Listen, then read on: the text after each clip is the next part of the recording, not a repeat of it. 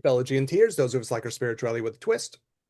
So we are in the midst of this series. We took on the idea of a very serious series about cults and cult psychology. Um, and we're kind of heading into its final rounds, looking at a little thing called charismatic authority. And to do that, we're going to look at it from the perspective of the great sociologist, one Max Weber, and how charismatic authority conflicts with other types of authority. So we kind of looked at the world around us if you haven't like been with us for this series, and we said, okay, well, this world's looking pretty fucked up. We diagnosed cult, and we didn't want to leave it there. We were talking about that just off mic, Daniel, the fact that you just want to throw a word out there, you want to go through and say, okay, here's what the word means, right? Mm-hmm.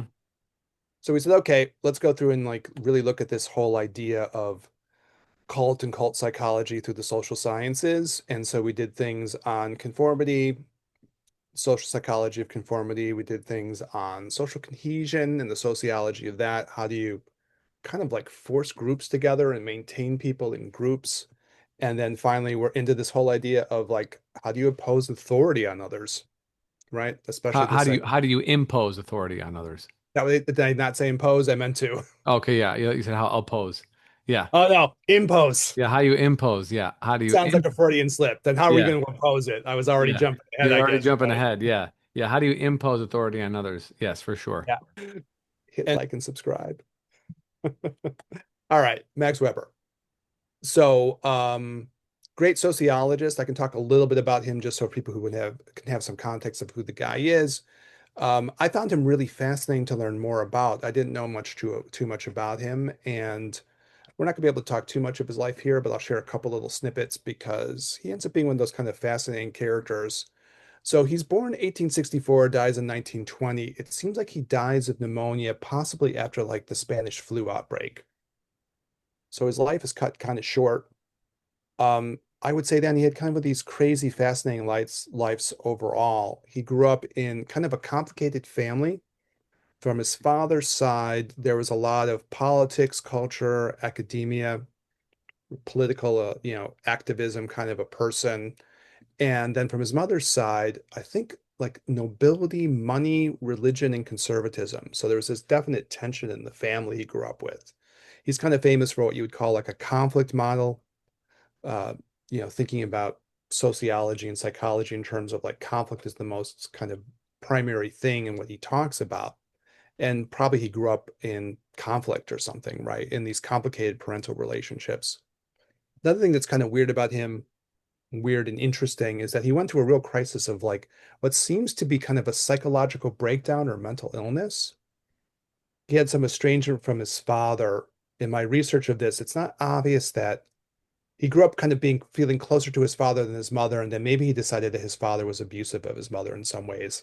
Again, I'm not a historian of all of this, but something happened there. So he kind of cut ties with his father, then his father died a couple of months later. So he Hmm. seemed to have like some kind of psychological break. And he kind of quit everything for a while. I think he was like legitimately like, like institutionalized for a while, and then eventually came out again. And he was very academically and politically active before those events, and he kind of eventually found his way back to it. And he became this very like active political sociology academic person. He was traveling around the world. So he kind of seems like it took some years though for him to snap out. So it's kind of interesting story that way. In terms of stuff that we all like also like to talk about in terms of relational stuff, he's a little bit similar to the episodes we did on Carl Jung. We sometimes talk about uniqueness versus exclusiveness or polyamory versus monogamy. And he definitely seems like he was a polyamory kind of a person too. So I was like, hmm. And he wound up like dedicating his like four major works. He dedicated one to his mom, one to his wife, and then two to other ladies who were like big people in his life too. So a little bit similar to some of the Carl Jung episodes we did before, where he was obviously outside the box in many ways, including how he conducted his personal life. So, anyways, kind of a fascinating person. A lot going on with him. Again, I didn't know too much about him going in, but there's a little bit of context for who he is. There's so much to talk about potentially with him, but we're going to focus in on this idea of charismatic authority because we're trying to talk about culty stuff, right? That's Mm-hmm. been episodes. And I think the thing is you have to like understand how he thinks about authority. So he talks about charismatic authority, but then he also talks about these other kinds of authority. So in order sort of to get what he's talking about, you almost have to kind of cover all of it. And I think like in terms of I think is happening in our worlds now, relative to what I think he makes understandable, is there's these major clashes in terms of like styles of where authority is going to come from, and they're like really clashing very badly. So we'll try to give some context for it as we go through. Um, okay, so we'll get to the types of authorities. Overall, he uses this kind of crazy phrase. He talks about what he calls legitimate domination. It almost sounds like it's some kind of sub-dom thing or something, legitimate domination. What he means by that is kind of odd, because it's a strange phrase, but it sort of suggests that no matter what kind of authority you're dealing with, there's some aspect where it's like trying to dominate you and control you, right? So it has a kind of a dark undercurrent to it regardless. And he seems to look at that kind of like across the board. I think that vibes with some of our Taoist and Tantric ideas that there's always a dark element potentially to authority over other people. So I find that kind of interesting. Does that make sense what I'm saying there to you, Daniel? Yeah. And like one of the things he's really famous for, and I'm not sure if you have heard this phrase before too, Daniel, but this idea that monopoly on violence is one of the defining concepts of the state or one of the defining concepts of authority. Have you heard that thing Yeah. before? Yes. Well, that's Max Weber, you Okay. know. So that's him, And so some of the things I think famous things like that do trace their way back to him some way or another, right? Mm-hmm. That phrase is really famous, right? Mm-hmm. So maybe this idea that behind any authority, there's always going to potentially be some violence behind it, right? It's almost required. Yeah. And it's kind of like, again, like people talk about him, there's a darker element, but a darker, maybe realistic or Yeah. honest element, Yeah, ominous and honest. it's a Yeah. heavy kind of truth. Yeah. It's a tough truth. It's a tough love, right? Mm-hmm. Yeah. So, okay. So, anyways, to understand this charismatic authority, which is the most direct culty thing, and I'm interested in your opinions on this, Dan, as we go through it, because then we get to wrestle with, okay, what's actually happening in the world around us? Uh, to get it though, you almost have to talk about these other kinds of authority. So we'll kind of break them down, kick them around a little bit for y'all, and then we'll all walk away better educated at the end. For me, it's been really interesting learning this. Again, I found it to be helpful in talking with friends, right? Like the friend I was estranged from, and hopefully be helpful for other people too. All right. So the first of these he has is what would be called like a legal authority or a bureaucratic, legal, rational authority. This is maybe the best one to start with because it's the one that we would probably most associate with the United States as we probably would have previously or always thought about it as. So this is the idea that you have um, like what we'd probably recognize as traditionally how we would think about some place like the United States as a bureaucratic, legal, rational kind of authority. And then like trying to take it apart, there's these few major concepts that get part of it. One is the idea that people come to some kind of collective agreement on what the rules are of the authority, right? And then once they do that, then they sort of internalize them, and that becomes part of the feeling of the community, right? We've internalized the what is legitimate authority, and we've kind of come to some collective common agreement around that. And then what happens in this is then you have bodies of law and rules that are sort of rational, abstract, and consistent. So it's very important that they're consistent and they're held. There is also an element of them that is a little bit, again, more abstract and you reason your way through, but we all come to some sort of collective agreement on like that. We're going to follow that. And then one of the important parts of that is that the officials and the rulers, the people who are in power, are subject to these rules as well. So they apply even to the people who are in authority, right? They're not Supposed to. should. If Mm-hmm. you're in this system, Mm-hmm. that's a question, right? And Mm-hmm. we'll talk about, like, again, he's interested in how these different things clash and they're going to fight each other. So, I mean, it is something where he's acknowledging, and I think one of the ways of one of the ways of looking at the world now would be there's a clash going on. So, then the other part that's interesting about it would be that the rules are obeyed not the ruler. The ruler doesn't only has powers by the fact that they're an instrument of the rules. Mm, Rules are the things that you're following, and then in theory, in an archetypal ideal sense, and he recognizes, Weber does, that these are archetypes. They might not be perfectly there, but you can get something that's predominantly this way. You don't pledge allegiance to the ruler, you pledge allegiance to the rules. the rules and our collective agreement that we've decided to follow these things.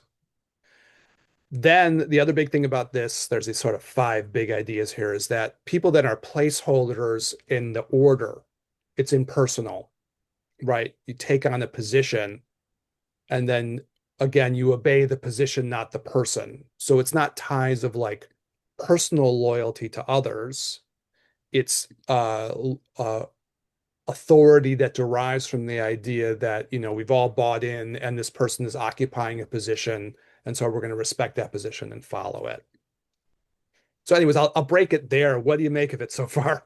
Yeah, I You have mean, a it sounds like turn to an speak. We've talked about this, sounds like an idealistic view of a bureaucratic elected society, right? yeah. Where somebody would be put in a position of some authority or legislation, and then based on them being selected for that, we honor their selection, but and then we listen to them because they're in that position, not because they are who they are, but because they've been placed in a position that is granted authority, i.e., that position is talking for itself via the uh, body and mouth of a human being, but it's the position, not the person.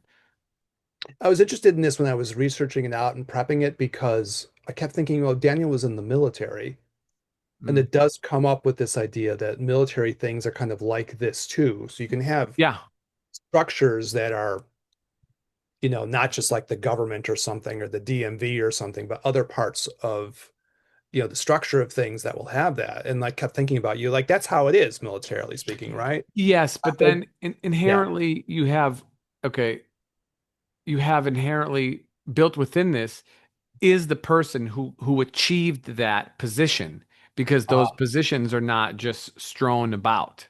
They're yeah, not yeah, just yeah. handed out like candy on Halloween.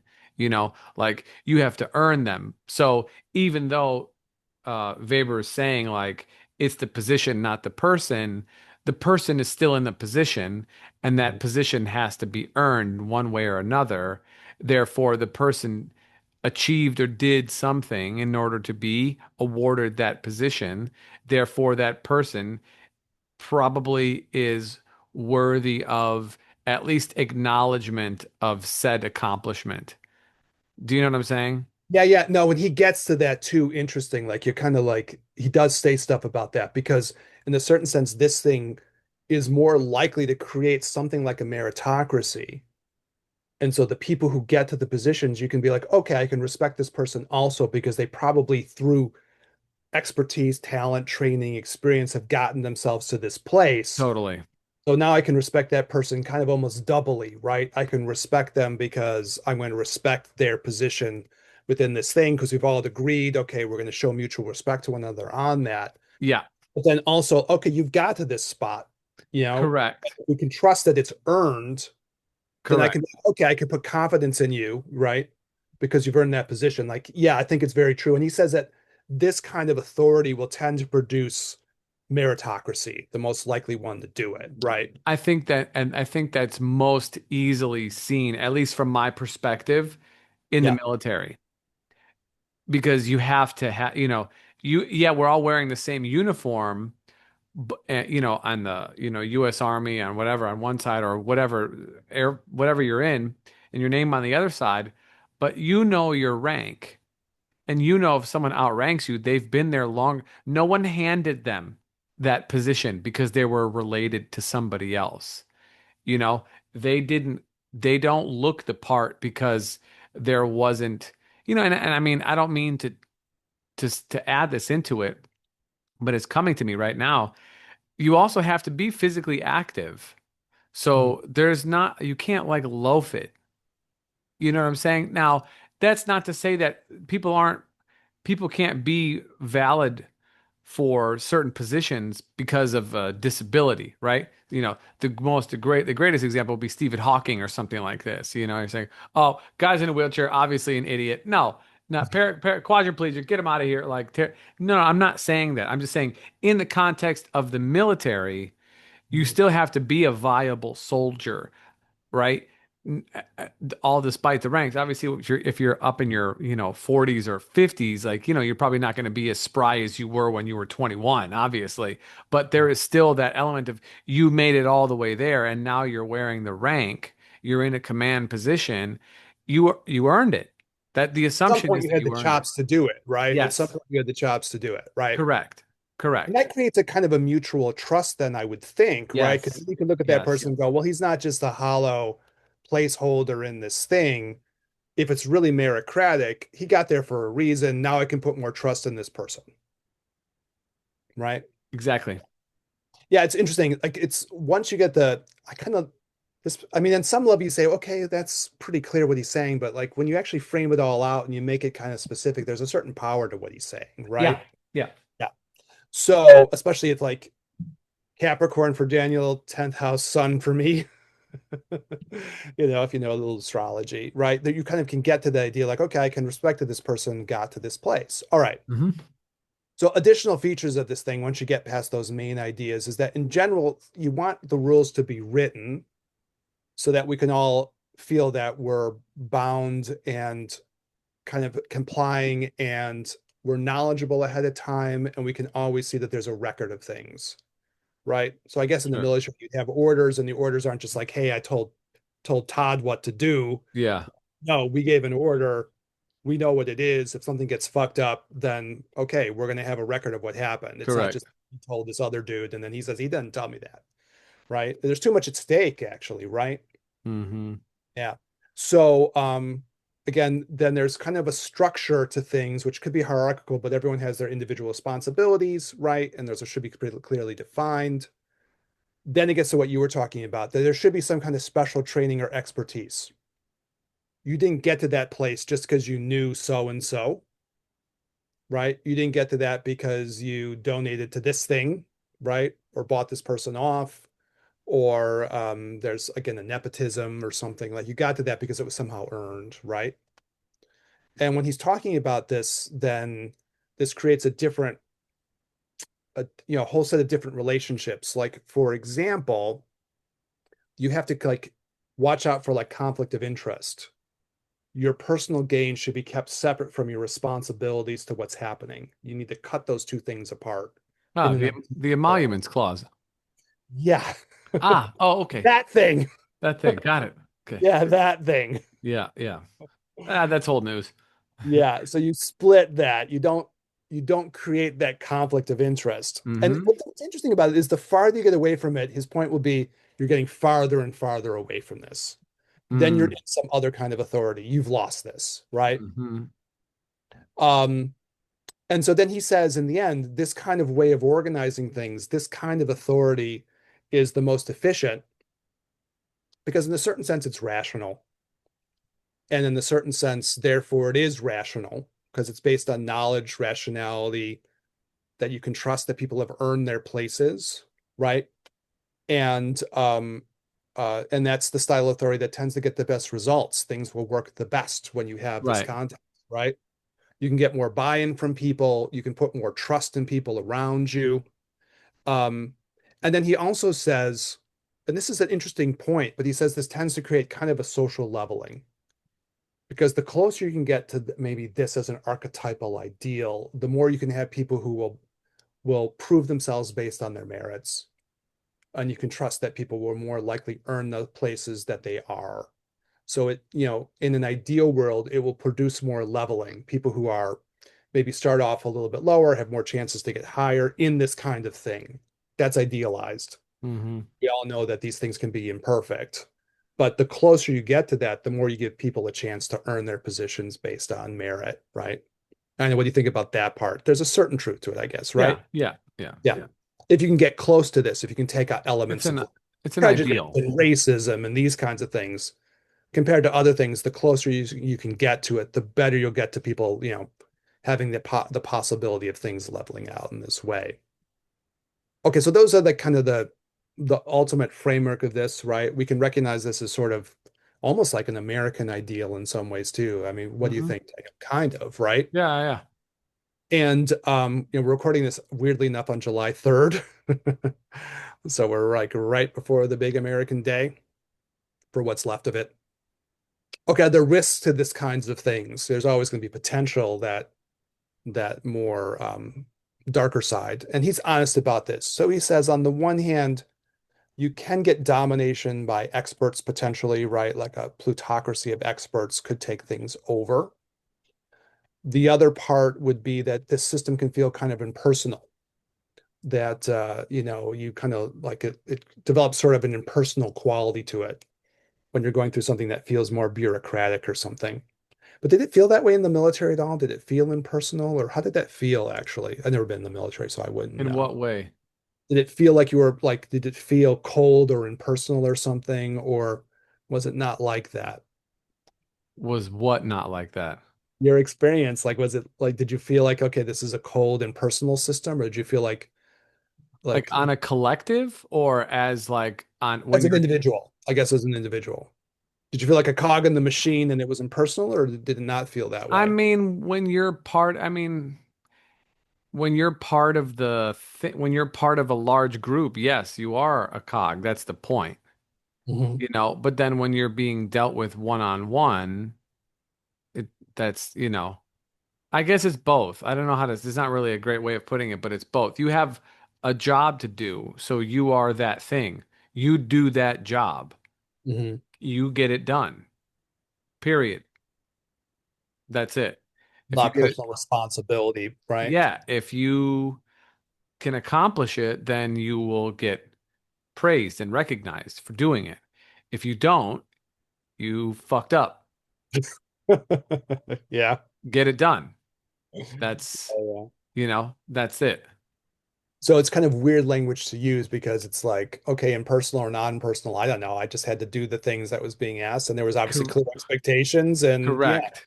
that was Correct. how I understood things, and it was accurate that I understood it that way. Yeah, I mean, when you go above and beyond, then you might be recognized for that extra bit. But to do what it is that you're supposed to do, you don't get rewarded for that. Like that's the mission, Yeah. you know? Yeah. Yeah. Makes sense, right? So it's a kind of transcends that question on some level, right? Yeah, it does. Yeah, it's not personal, impersonal. You got to do this shit. We need you to do it. Right. You're here because you were trained to do that thing, and therefore you've made it to this point. Therefore, you have proven some amount of proficiency to somebody. So you're here. So I believe that based on what it is you're proficient in, you can do that thing. Yeah, yeah, yeah. Do it. Was there like, I mean, again, I've never been in the military, so I'm just curious about this. Was there like some element of like psychological understanding and like how people were interacting? Do you have moments of bonding with people who might be higher up in the hierarchy to like Yeah. create? Okay, so yeah, In but it con didn't feel yeah. totally impersonal, I guess, on some No, level. no, of course not. No, no, no. Bonds are Yeah, very strong because you are in it with people. yeah, You're in it. And even those who are in a command position and not necessarily on the day-to-day grind of your workers in the sense, like your foreman and your construction folk, you also cannot be so completely devoid as to lose the respect of the people who you are leading. yeah, You yeah, know what yeah. I'm saying? So you can't have people be completely impersonal because that your morale will be low, that you won't get, you would rather have things done with gusto, than with displeasure. Of course, it doesn't matter because the job will needs to get done full stop. However, why would you want people to be dragging themselves through when you can do it with better morale and you have better outcomes because you are managing people and people are not autonomously just doing without emotions and without familial ties. And do you know what I'm saying? Like that's not I would see that would be part of like the expertise and the qualifications of the person, right? If you couldn't do that, you'd be a shitty leader. Right. correct. So then, like the fact that you're able to take on that role means somebody thought you were able to manage those different demands, right? Yeah, and some people Like I are can not. make people responsible. I can also boost people up when I need to. I can create morale when I need to. I can kick Yeah, some ass when I need to. yeah, That's part of your expertise, right? yep, yep. Yeah. And people generally want to know that you'll go to bat for them. Yeah. And as military or not, but they want to know that you're willing to, you know, help them or they like that. They'll go to. I mean, you're literally going to war with these people. So whether the war is justified or not, that's a different story. But your job is your job That's a regardless. different kind of authority. Yes, it is. Yes. Yeah. Yeah. I mean, did you watch any of that stuff like Band of Brothers or any of those kind of military things? Could Yeah. you watch those kinds of things? Yeah. There's the whole one where it's like the dude who used to be on Friends who was Ross, and he's just a complete fuck up. Yeah. He's kind of like, I can't remember what his rank is, whether he's a sergeant or whatever he is, and everyone knows he's a fuck up.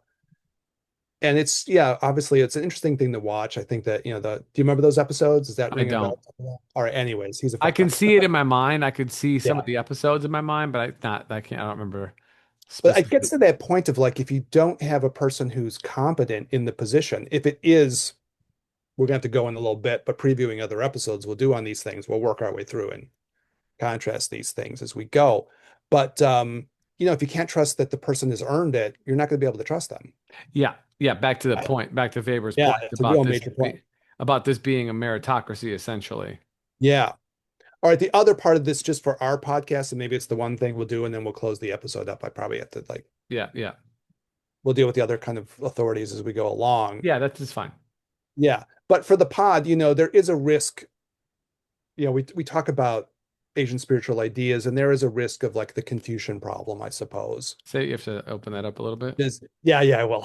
I was just throwing it out there as a word. I didn't Okay. expect it Got it. to. But the Confucian problem would be something like I make all these rules and I make all these things, and if those rules don't really work right, I end up with a dysfunctional system.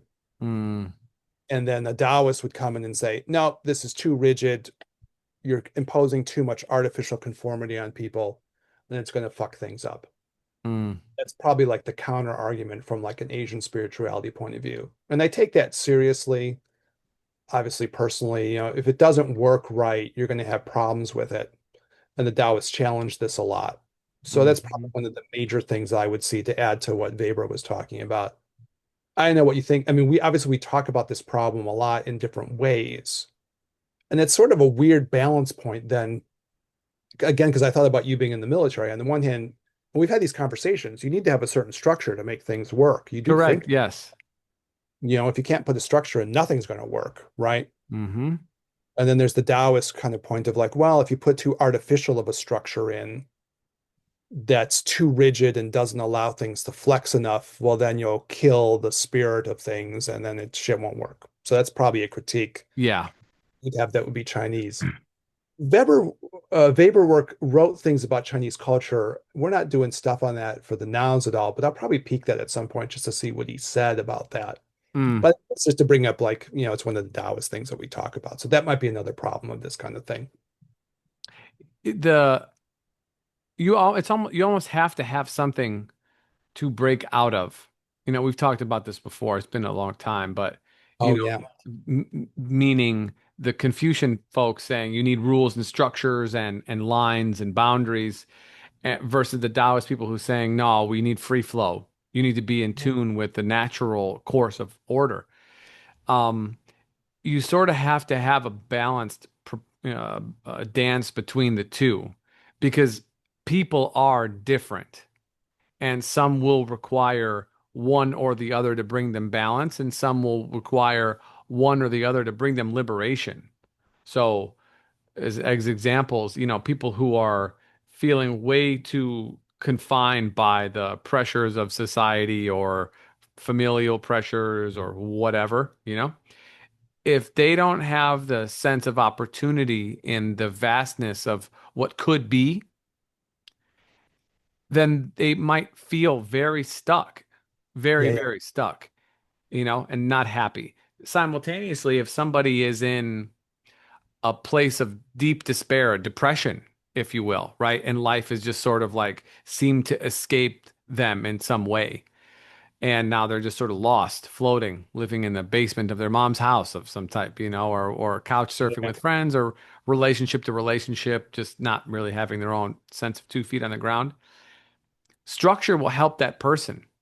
Routine will help to bring them back to center, in order to be able to help get them going the next day. You think of people who are depressed or people who have addiction or something like this. Like, you need to just be kind of like moment by moment, and this removal of any sort of rules, regulations, boundaries.